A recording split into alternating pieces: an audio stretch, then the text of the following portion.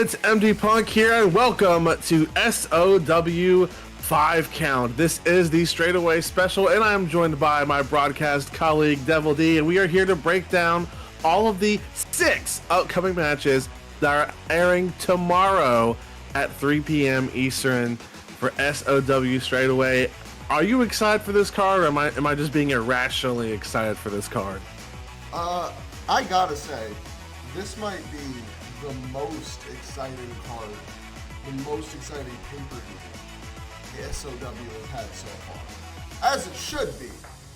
Every title is on the line, and we have the first ever Final 20 Circuit Battle Royal. It's gonna be crazy.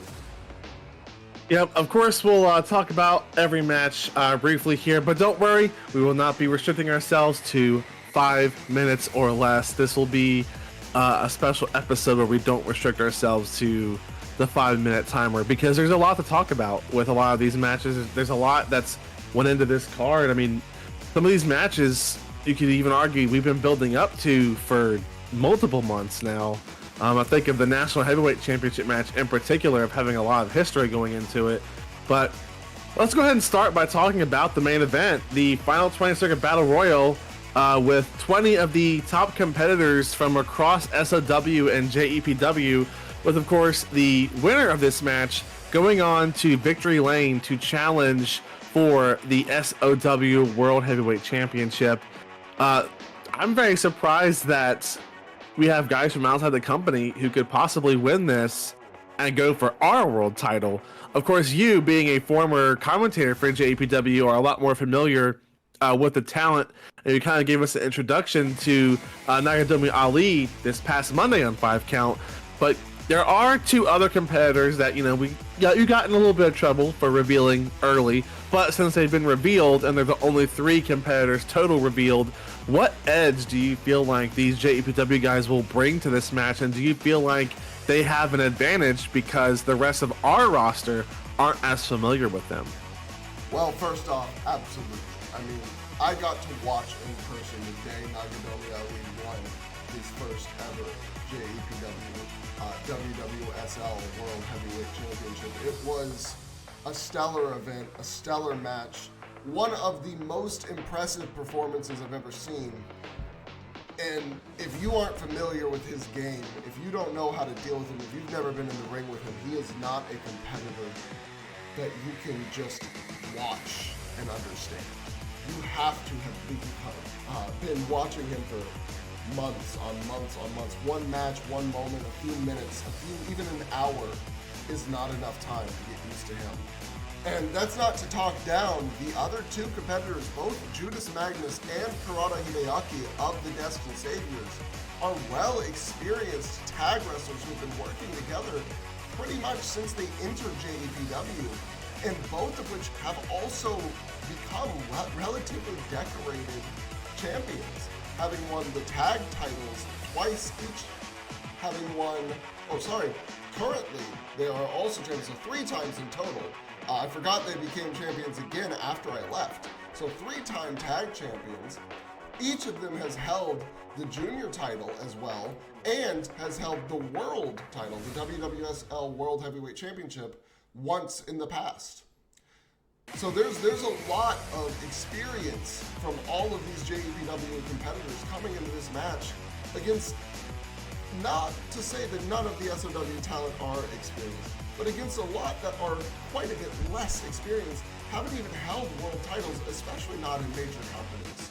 It's gonna be a rough ride for many of them to make it through this over the JEPW talent. That said, you gotta keep in mind that nobody in SOW wants to see the JEPW guys, the invaders, come in, take over, and get that title shot. So they're definitely gonna be aiming to get them out as soon as they see them. For sure. And of course, we don't know the extent of how many SOW guys and JEPW guys are going to be in this match quite yet. We haven't gotten our notes for Straightaway, and not that we would tell you guys if we did, because we don't want to ruin the surprise of the main event. That's why people love these Rumble style matches, is you don't know who's going to show up. So I guess, so because of that, we're not going to sit here and make predictions. beyond, I guess now one prediction we can make. Do you think the winner will be from SOW or JEPW? Oh, you put me in a rough spot for that question. So, look, I very much love and appreciate and adore the SOW talent quite a bit. But I've never bet against Nagadomi Ali in the past. I'm not going to start now. If anybody can come in there, whether he's number 1 or number 10 or number 20, if anybody can come in there, throw everybody out and stand on top and go to the main event of our biggest show, it's going to be the Red Dragon. Okay, bold prediction there. I'm going to say that home field advantage is going to play into effect in this match, and I do believe that a competitor from SOW will move on to challenge the winner of Aaron Payne and Hermes Rhapsodies at Victory Lane. That's my prediction there. Well, so let me pose just one quick question to you. Obviously, we don't know everybody who's going to be in the match, but if there was somebody in SOW who you would want to see be in and win that match, who would you be picking? Now you put me on the spot. Okay, so we play a little reverse Uno card action here. So, if I were to say anyone who's not competing, obviously on the straightaway card, because if they're for those of you who might get any ideas of like Caster LinkedIn entering, you cannot be already competing or already be a champion to enter this match. I am going to have to say that Elijah Lee would be a dark horse to win this match.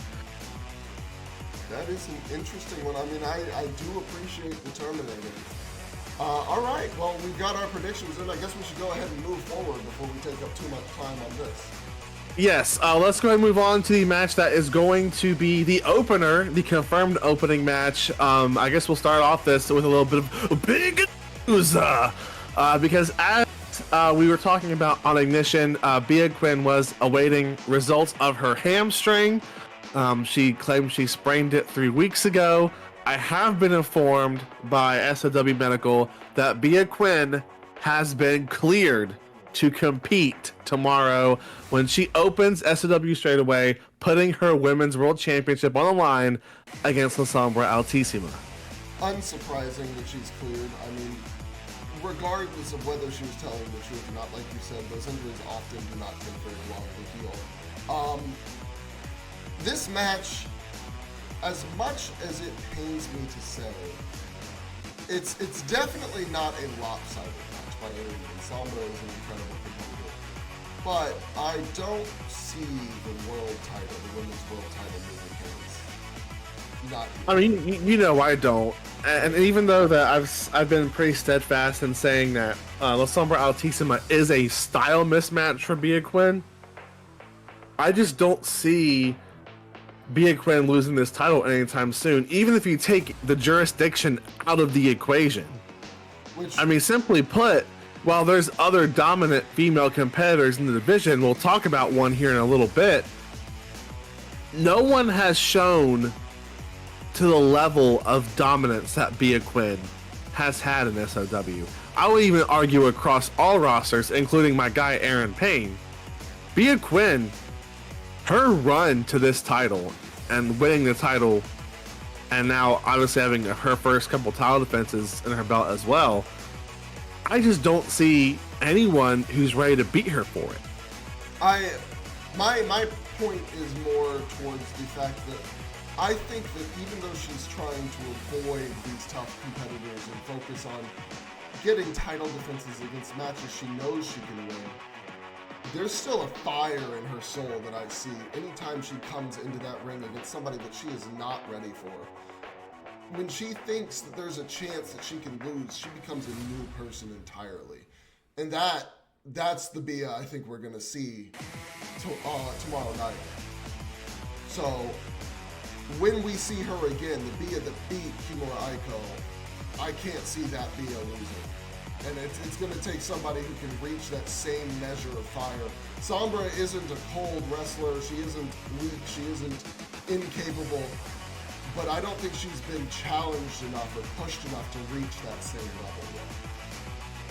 Not to mention, there is the wild card of Maria Ramirez, who will be in La Sombra Altissimo's corner, and quote, per their contract with each other, I will make you SOW Women's World Champion. So could we see, if there's anything that will cost Bia the match, it would be something from Maria Ramirez that turns the tide of the match. Yeah, we could certainly see something along those lines, though I do have concerns on that in the sense of I don't know how helpful Maria is going to be to Sombra overall. She said that she's going to help her, but she hasn't really done anything to properly show that yet. So we'll have to see how that turns out in the match itself. Right, she hasn't, but just as one last quick point here is, if she did make Altissima champion, that would fulfill their contract. Well, it would fulfill the part of it where she has to be her assistant at least, though she would still likely have to beat Sombra in the future to completely nullify any remaining residuals of said contract. Yes, that's true. All right, well, I think we should move on, and I'm going to go ahead and get us started with the next matchup, which is the SOW Tag Team Championship. It is the Blood Alliance for the first time challenging for the SOW Tag titles. This is a title shot that they've been looking forward to since winning at Burnout. Unfortunately, at that time, they had lost their title shot, I believe 3 weeks later to The Honor, but now they've managed to turn that around and beat The Honor to get this shot here at Straightaway. What are your thoughts on their rise by division since joining together? I mean, it's been fascinating to watch because when these two guys first teamed up, I think it's safe to say for both of us, we did not think this team was going to last. I'm not sure if there was any actual chemistry there at the beginning. It was definitely a team that was made out of just having common enemies, and Suave Jackson and Meiji Kaito. But now, I mean, here they are. They won at Burnout, and they did go on a decent gauntlet run before they lost that title opportunity for Pit Stop. But now they turned around. They got a couple more wins after that, and they're getting a championship match that I think that they deserve, but I also don't think they're experienced enough to beat the Dark Crusade. Yeah, I can't agree with what you said more. Everything you said, 100% I agree. They have been impressive, they've been incredible, but the Dark Crusade are a different beast. I mean, we saw that match just last week against the Outbacks. The level of devastation Osiah Johnston is throwing out, not just at Tony Lee, but managing to push back Byron Mitchell, actually make him sweat, make him tag out way earlier than he normally would, and they still came through and won in the end. And it did feel like that was a struggle, but now it almost feels like that was an awakening for them. Now they're going to be more focused, more ready, maybe a little less confident. I mean, it's already shown. I don't know if you saw the announcement. They're not even bothering. They're too focused on this upcoming match. They're not attending the press conference, which means that that match is going to be the only match not represented because the Blood Alliance also refused. I mean, I'm not surprised. I mean, the Blood Alliance are definitely focused on locking in and staying focused on the actual match to come. I don't see them wanting to necessarily talk a bunch of shit back and forth with the Dark Crusade. The Dark Crusade skipping out on the press conference does surprise me a little bit, mostly because normally they do have a lot to say. And I think going back to that match on Ignition, that their mouths almost wrote a check they couldn't cash. The Outbacks almost stole that match from them, and that would have been devastating, not only leading into the title match tomorrow night, but with the return of the World Tag 500. Now you have to be thinking, if the Outbacks are get confirmed as participants, and we see these two teams run it back, the Outbacks are going to be looking to get that win back. Absolutely.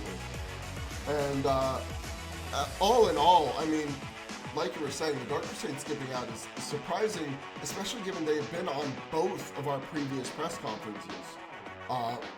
It's definitely a new. It's going to be a different feel this time, not having them there. Though we do this time have Hermes back on the conference since he's having a title match, joined of course by Aaron Payne, and more importantly than the Dark Crusade not being there is the section right before Hermes and Aaron is going to be represented by our next match on the card, the SOW National Heavyweight Championship match. Yes, El Rey de Guerra and Caster Linkton have a long and lengthy history here since the creation of SOW. Since Kerry Ellis booked his first few shows, these two guys immediately got under each other's skin, and now I feel like that's all kind of coming to a climax. It's all coming to a head here at Straightaway when Caster Linkton puts his National Heavyweight Championship on the line, and he was scathing in his promos during the last episode of Ignition, where he's just like, go ahead, throw your best at me, it won't be enough. I will be leaving Straightaway champion, you'll be returning home to your family, still a loser. I mean, good lord. Yeah, it was definitely a rough promo for anyone who is big fans of El Rey de Guerra to listen to. I mean, the guy clearly has a lot of confidence, and he is probably very frustrated with how little he's been able to really back it up. I mean, every opportunity he's earned through his skill and his ability in the ring, he's just been stifled almost instantly by Caster Linkton. But on the flip side, Caster himself, every time he turns around, there Guerra is again, challenging him, facing off against him, somebody who he probably doesn't believe should be on his level. And the only man, in fact, realistically, the whole reason that Caster never made it to the world title scene initially was that first match where Ray refused to give in, refused to tap out, no matter what Caster did on the World Grand Prix originally. So it's, for Caster, this is a feud of superiority, whereas for Ray, this is a feud of proving himself. Yeah, I mean, the whole Reyes de la Lucha stable has kind of been going through it for the last couple of months here, to the point that, you know, we've talked about this before in Ignition, but the group, while hasn't formally disbanded by any means, I mean, they're all just active in singles competition right now because of lack of big match wins. I mean, Sindhu Darlo essentially banned from challenging for the tag titles until the Dark Crusade lose them. I mean, and Ray's been kind of here in this national heavyweight title scene since the title was introduced, but unable to get the major victories. So, from Caster's perspective, this match was given to Ray. Well, of course, he had to earn it through one more victory, but it feels like Caster's ready to put this to bed. And I think if I'm Ray, win or lose, it's time for Reyes de la Lucha to regroup and refocus here for the end of 2024. Yeah, I couldn't agree with that more. Moving forward, though, we have what has to be the scariest match on the card. Yes, for sure. Every time I hear the theme music of Dia Keaton, I have to sit up and stare straight, and I keep the medical team on speed dial, because, dear God, I have never seen a person who lives up to their moniker more than Queen Chaos.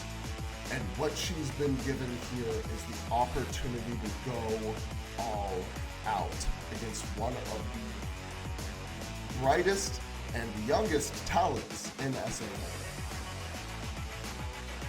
Yes, of course, one of your personal favorites, Nishi Kazumi, who for the last month and a half or so has been on a rise to the women's division ever since she announced her intent to challenge Bea Quinn. However, and it looked really good there for a minute. If you recall, we were like, oh my god, she's actually starting to tear through the division. She climbed the rankings a fair bit.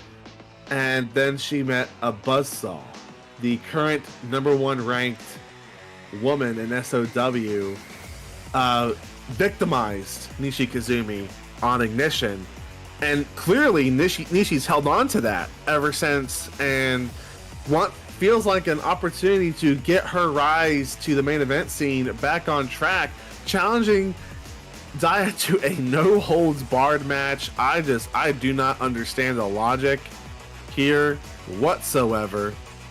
Yeah, I don't know what's going through Nishi's mind. I mean, that first match against Daya was, I hate to say it, it was a beatdown. I mean, Daya, it was the shortest match Nishi's ever had, and she came out on, I mean, a decisive losing end. I don't understand why she would challenge Daya to an additional match where Daya can do more damage and not have to worry about the DQ. All she has to, she could go out to the outside and grab as many weapons she wants. She can bring them in the ring, out the ring, it doesn't matter. She can do whatever she wants to do. That's my cat noise. It's going to be quite a scary affair. So, I think it's time to talk about, I still consider this, no offense to the Battle Royal, but this is the biggest match on the card. The undefeated Death Game, Aaron Payne, challenges the ever so defiant Hermes Rhapsodies for the SOW World Heavyweight Championship. It's title versus streak. And this just feels like a once-in-a-lifetime match that we're going to get to witness in less than 24 hours. It's going to be incredible. I mean, after the performance that Aaron Payne put on against Meiji Kaito, one of the best performances in all of SOW, it was, I mean, if you thought for even a second that Aaron Payne was all talk, if you thought for even a second that Aaron Payne was just a Death Game guy, if you thought for even a second that Aaron Payne couldn't hold up to the talent from JEPW, to the hard-hitting, rough, strong style that they bring out, he proved every single one of those thoughts entirely wrong. 46 minutes of action, almost non-stop. Only a few rest spots for both wrestlers. And Aaron Payne came out on top with just a single go to sleep at the end of it. Incredible performance. Any doubts that anyone had about him, including the champion's doubts, where he stated that he originally would have thought and preferred Meiji Kaito come out on top. The champion himself stating that his own mind was changed by that match. Aaron Payne is the guy to beat. Yeah, I mean, I've been a big Aaron Payne guy since before he got to SOW, and he has surpassed even my expectations. That match against Meiji Kaito is our current match of the year, in my opinion. And I think that, you know, he made the point on Ignition that he felt like Hermes hadn't faced top challengers to this point, and that he was in a different class from like Clint Cassidy. I have to agree. I think that Hermes is facing his toughest challenge. On the flip side of this, I have to give Hermes his flowers. He only faces who he's told to face. Right? The rankings are the rankings. Guys win eliminator matches. Guys accept open challenges. But he has dominated everyone that he's went up against when this title has been on the line. Yeah, I mean, if you look at Hermes' match records, I think not a single match over 20 minutes. And that's not because Hermes can't wrestle. It's not because he's trying to hide. It's not because he's losing. He's making people lie down for the 3 count within 20 minutes. This is not just, oh, he's a speed blitzer, but at a certain point he tires out and wears down and you can start beating him back. No, Clint took him to task in that last match. And we've seen that he can be beaten. Trent Taylor's done it. But he went 30 minutes in a triple threat against Clint, and Trent taking most of the hits and came out on top to then go on and win that title in 10 minutes.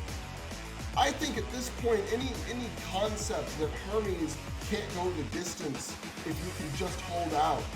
I mean, first off, holding out in the first place, good luck. And second, even if you do, there's nothing saying you can't pull out a whole new bag of tricks. We've already seen him try. We've seen him tease that trick kick, a move made famous specifically in Glory in recent times by Hera. Originally, it is a move I believe was called a Brazilian kick, or the question mark kick by others. And I mean, if he has more things in his bag waiting like that he can pull out, Aaron Payne's gonna have to be on the alert. I'm sure he will be, but then there's also one last element of this match that we need to talk about before we wrap up the show, and that is the psychological element. Hermes, of course, acting like nothing is a big deal, but from what I've heard from the Hermes camp, they're trying to figure out how Aaron Payne learned his secret, because it is confirmed. We'll learn about this more at the press conference. There is a secret that's going to be revealed by Hermes himself. And while the opinion of Hermes isn't fond of Aaron finding out, may not necessarily be coming from Hermes himself, but from people around him and his agent and Carrie Alice. But I think a huge question has to be said. How did Aaron learn this? And what else does he know about Hermes or other competitors in SOW that he's holding on to? Psychological warfare is a huge part of wrestling, and choosing to go after someone right before a huge match, that is true next level maniacal shit that Aaron Payne is doing. So I'd be curious about your thoughts on this whole what is this secret with Hermes thing, because of course you've been a big Hermes guy since the beginning. Is there anything that you knew about that what hasn't been talked about on TV?